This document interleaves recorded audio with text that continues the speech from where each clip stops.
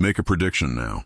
Was D-Day a feat of strategic genius, a catastrophic gamble that barely paid off, or simply a victory of blind luck? Hold that answer in your head. We'll test it against the evidence. By the time Allied commanders were looking at beaches in northern France, the choices were stark. Launch a cross-channel invasion and force Germany to fight on two major fronts, press the offensive in Italy and hope to squeeze the Reich from the south, or double down on strategic bombing and blockade until collapse. Each path had costs measured in months, material, and lives. The question at the center of June 1944 is not just whether the landings succeeded locally, but whether the invasion was the right strategic gamble at that moment, and whether its success was owed more to planning or to chance. Here's a short thesis to hold while we walk through the evidence. The answer is both yes and no. Overlord was a meticulously planned, resource-intensive project that exploited Allied industrial and intelligence advantages. Yet the operation also rode on contingencies: a narrow weather window, misjudgments inside the German command, and fortunate timing with events on the Eastern Front. In plain terms, strategy set the table, luck helped serve the meal. If that sounds evasive, stay with me. We'll unpack why neither pure brilliance nor pure luck tells the full story. If this question intrigues you and you like deep dives into the turning points of modern history, subscribe and stick around for the full breakdown. To judge whether an operation is a strategic mistake, we need criteria. A strategic mistake implies that the expected costs, in time, resources, and strategic position, outweighed the likely benefits, that alternative courses of action would have produced better outcomes, or that the operation needlessly weakened your capacity elsewhere. By contrast, a necessary risk is an action where the probability-weighted benefits justified the costs given the overall strategic picture. So first, the stakes. By mid-1944, Germany still controlled much of Western Europe and retained significant combat power. The Soviet Union was grinding the Wehrmacht on the Eastern Front and pushing westward, but Stalin repeatedly pressed the Allies for a second front to relieve pressure. The immoral calculus here is not abstract. Without a major amphibious invasion, liberation of Western Europe would have taken longer, with continued occupation and suffering for civilian populations. Conversely, launching Overlord meant moving enormous quantities of men and materiel across the Channel, committing naval and air assets that could have been used elsewhere, and risking a bloody defeat that would shake Allied morale and political will. What were the alternatives? The Allies could have concentrated on the Mediterranean, continuing the Italian campaign as the soft underbelly that would inch toward Germany. This would have bypassed the strongest Atlantic defenses, but would have taken time and still required a decisive trunk route into Germany. Another choice was to rely primarily on strategic bombing and blockade, aiming to degrade German war capacity until collapse. That approach counted on attrition and was politically and morally palatable to some commanders, but it risked prolonging the war and leaving liberated territories under Soviet influence. Each alternative carried substantial uncertainty. Evaluating Overlord then requires asking, did it increase the Allied probability of success in ways the alternatives could not, and were those increases worth the price paid? To answer that, we must understand the planning machine behind D-Day. Overlord was not an improvisation. It was the endpoint of years of coordination across armies, navies, and air forces, a logistical enterprise on an industrial scale. The Allies had to amass invasion shipping, landing craft, specialized vehicles, artificial harbors, and supplies enough to sustain a force until ports could be captured. Training camps rehearsed amphibious assaults and airborne insertions. Units practiced beach exits, combined arms link-ups, and supply discipline. Naval gunfire plans were drawn up to suppress coastal defenses. Air planners choreographed fighter cover, interdiction of reinforcements, and airborne drops to seize key inland terrain. This was underpinned by a strategic advantage: Allied industrial capacity and shipping tonnage that by 1944 outstripped Germany's ability to replace losses. That advantage translated into more tanks, trucks, aircraft, and ammunition arriving steadily at the front. It also meant a reserve of material that made risk-taking possible in ways Germany's shrinking industrial base could not match. In short, the Allies could afford the temporary concentration of forces that an amphibious invasion required because their production engines and supply lines could replenish and reinforce what the initial landings could not immediately secure. Command and control mattered too. Supreme Headquarters Allied Expeditionary Force, SHAF, brought a coalition, British, American, Canadian, and other national contingents, under a unified plan. That required compromises, allocation of beach sectors, and clear lines of responsibility among senior commanders. The coordination between Navy, Air Force, and armies, the timing of bombardment, air cover, and assault landings had to be precise. The scale and complexity of that orchestration is a strong argument for intentional, skilled planning rather than accidental success. Yet even the best plan can be rendered fragile by contingencies. That brings us to the elements often labeled luck. Start with the weather. The channel is notorious. Tides, winds, and storms can make landings impossible or disastrous. In early June 1944, a storm system threatened to postpone or ruin the invasion. A brief window of improved conditions appeared, and Allied meteorologists reported it feasible to launch on that day, with a postponement of exactly 24 hours from the original schedule. That meteorological judgment was pivotal, a call that, had it been different, could have sustained the postponement of the invasion by weeks. The role of the meteorological forecast in choosing the D-Day date is a classic example of contingency influencing strategic outcomes. Mention of individual meteorologists and specific forecast decisions requires citation. Next, German misallocations and command rigidity compounded Allied advantage. The German defense of Western Europe relied on a mobile armored reserve capable of counterattacking any beachhead, but the command relationships and Hitler's direct role in strategic reserve employment introduced caution and delay. There were also convincing deceptions aimed at the German High Command. Operation Fortitude and related efforts created the illusion of a larger force positioned at Pas-de-Calais, convincing some German commanders to hold reserves where they believed the main assault would come. Double agents, fake radio traffic, and even inflatable tanks fed a coherent narrative that the Allies were building strength elsewhere. These deliberate Allied operations exploited German expectations and introduced errors into German deployment decisions. The effect looks, at a glance, like luck, but it was manufactured by years of intelligence work and deliberate investment in deception as a strategic tool. References to specific deception measures and agent contributions require citation. Timing on the Eastern Front also mattered. Soviet offensives pinned German armies in the east and drained German capacity to reinforce France even if they perceived the threat. Had the Soviets not launched operations that fixed German forces, the Wehrmacht might have been able to shift more divisions westward. The convergence of pressure from the eastern and western theaters increased the likelihood that Germany could not respond decisively to an invasion, yet the Allies could not control Soviet decisions. This was another contingent advantage. So we have three broad pillars: planning and resources, enemy mistakes partly engineered by Allied intelligence, and meteorological and geopolitical contingencies. Which of these carried the decisive weight? Let's look at execution and tactical realities on the beaches, because tactical outcomes shaped immediate strategic options. The 5 invasion beaches showed a wide range of outcomes. On some sectors, pre-landing bombardment and mislanding of assault waves produced rapid inland progress.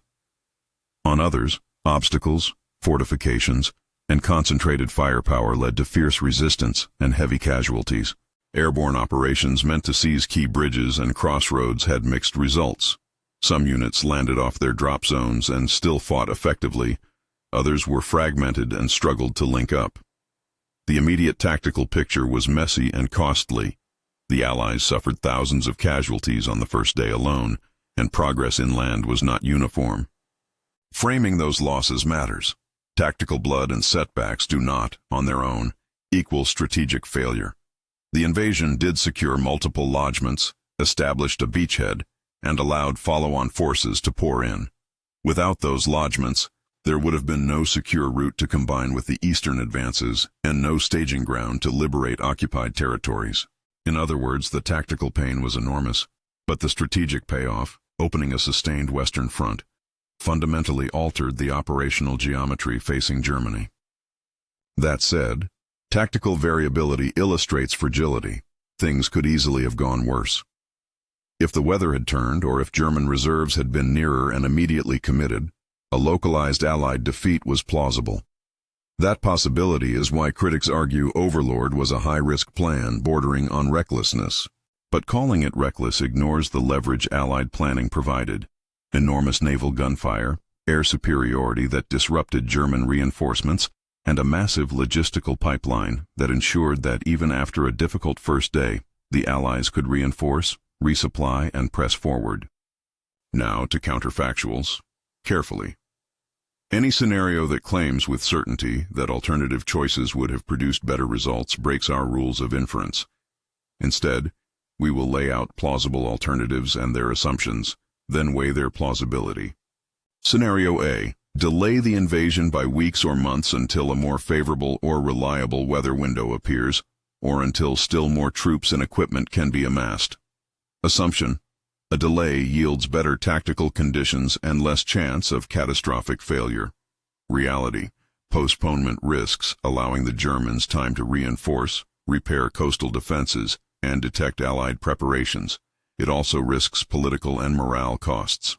Perhaps most importantly, delay provides the Axis with an opportunity to read Allied intentions more clearly. The longer the wait, the greater the chance for German signals and reconnaissance to pierce deception. So delay buys less than one might assume. Scenario B. Concentrate on Italy and the Mediterranean, advancing through the Balkans or southern France without a cross-channel invasion. Assumption: the soft underbelly route avoids difficult channel landings and reduces initial casualties. Reality: mountainous terrain and limited port access in southern Europe make logistics difficult. Progress there can be slow and costly. Moreover, an Italian route might leave much of northern France under German control and prolong the war by enabling Germany to transfer forces to critical sectors. It also risks political consequences with the Soviet Union over spheres of influence. Scenario C. Rely primarily on strategic bombing and blockade to force defeat before risking a cross-channel invasion. Assumption: attrition of German industry and materiel will eventually collapse the Reich without a massive amphibious gamble. Reality: bombing campaigns exerted immense pressure but struggled to sever German industrial networks tied to synthetic fuels and decentralized production. Attrition alone could have taken much longer and allowed Germany time to adapt. Crucially, absence of a Western front would leave liberated populations in a precarious position and not guarantee geopolitical outcomes favorable to the Allies. All these scenarios are plausible under certain assumptions, but each carries trade-offs that make them less clearly superior than Overlord. The invasion was costly, but it compressed time. By opening the Western Front, the Allies created a two-front war that forced Germany to split attention and resources. That dynamic increased the probability of a collapse sooner rather than later, reducing the war's overall duration and human suffering in the long run. From a probability perspective, Overlord shifted expected outcomes in favor of Allied victory in ways the alternatives struggled to match. An important element in weighing planning versus luck is the role of deception and intelligence. Operation Fortitude, the creation of a fictitious First U.S. Army group poised at Pas-de-Calais, supported by fake radio traffic, double agents, and even inflatable armor, systematically manipulated German expectations about where the main invasion would come. That was not luck. It was an investment that paid off by keeping crucial German formations out of Normandy for a critical window of time. Deception magnified the effects of planning. Yet deception's success required good intelligence about German thinking and the discipline to maintain consistency across operations. Mistakes could have exposed the ruse. So while deception created what looks like luck from the German perspective, it was a deliberate strategic choice executed over months. Turning back to meteorology for a moment, weather is the clearest example of contingency. The Allied decision to launch on the date chosen depended on forecasts that improved sufficiently to justify the risk. Had forecasts been wrong, the invasion might have been postponed and the whole operational calculus would shift, with unknown downstream effects. Meteorological forecasts in 1944 were probabilistic, and a narrow favorable window opened, a delicious but fragile bit of fortune. So weather provided a stochastic element that increased the risk and potential reward of the operation. It is important to categorize this as chance of the environmental kind, not a human decision, but a natural variable that affected a human plan. Now consider German command dynamics. Strategic rigidity, Hitler's insistence on control of reserves, and the complex chain of command that slowed decisions, reduced the Wehrmacht's agility. German formations and commanders were sometimes reluctant or forbidden to move armored reserves without explicit authorization. That delay in employing mobile reserves gave the Allies precious hours and days to consolidate footholds. Was that luck? No, it was a structural weakness in German command that Allied planners anticipated and targeted through timing, pressure, and deception. Yet the degree to which those command decisions would play out was uncertain. In that sense, Allied success exploited enemy mistakes, some of which were predictable and some of which were not. We must also weigh industrial and logistical dominance. The Allies built a capability to sustain a fighting force across the Channel that the Germans could not match.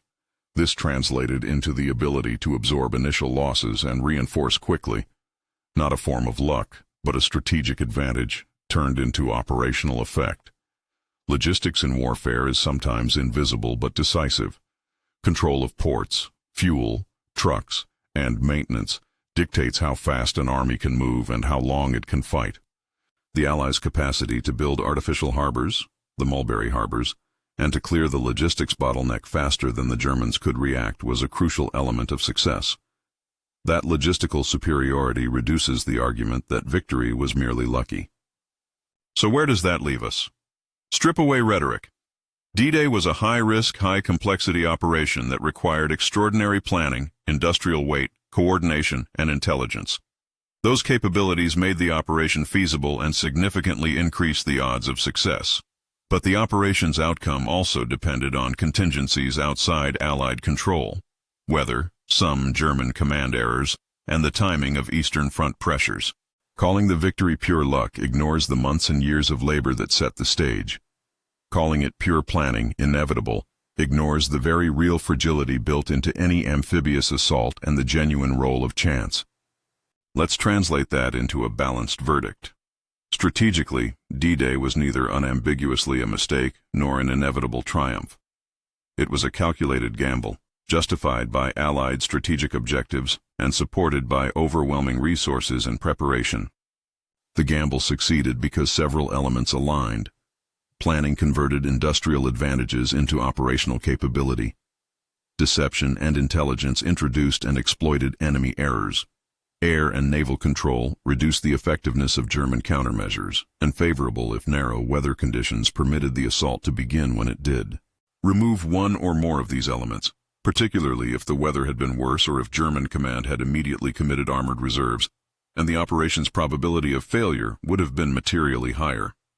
We should also assess the aftermath to complete the strategic picture. Once ashore, the Allies faced logistical headaches. Ports had to be taken or bypassed, and supply lines stretched. The capture of a major port was not immediate, and the Allies relied on makeshift solutions to keep the flow of supplies moving. Yet within weeks and months, Allied forces broke out of the beachhead, opened a corridor across France, and engaged in operations that compelled German forces to fight on two major fronts. That strategic pressure contributed to accelerating Germany's collapse. In the calculus of total war, the decisive factor is not a single day, but whether the operations change the foundation of enemy endurance. Here, Overlord shifted the strategic balance in a lasting way. Before we close, a careful note on evidence and speculation. Some particulars, the role of named meteorologists, exact casualty figures by beach, precise locations of German panzer reserves on initial days, and specific timelines for Mulberry Harbor deployments, require citation and careful archival verification. Where this script discusses known operations and decisions, those topics are grounded in widely accepted historiography. Where it sketches alternative histories or infers likely outcomes under different assumptions, those passages are explicitly speculative and should be treated as conditional analyses rather than factual claims. Passages describing individual forecast decisions, named meteorologists, and casualty totals require citation. So, was D-Day a strategic mistake the Allies won by luck? The nuanced answer is no, not purely. It was a necessary, calculated risk built on planning, capacity, and intelligence, yet it was successful, partly because favorable contingencies, weather, enemy mistakes, and geopolitical pressures, reduced the chance of catastrophic failure. In other words, strategy created the conditions for success. Luck and enemy error amplified the outcome. Characterizing the invasion as either brilliant inevitability or an accidental triumph distorts the complex interplay of planning and contingency that actually determined the result. Which factor do you think mattered most? Meticulous planning, overwhelming industrial power, effective deception, or sheer fortune? Leave your thoughts in the comments and share this video with someone who loves military history.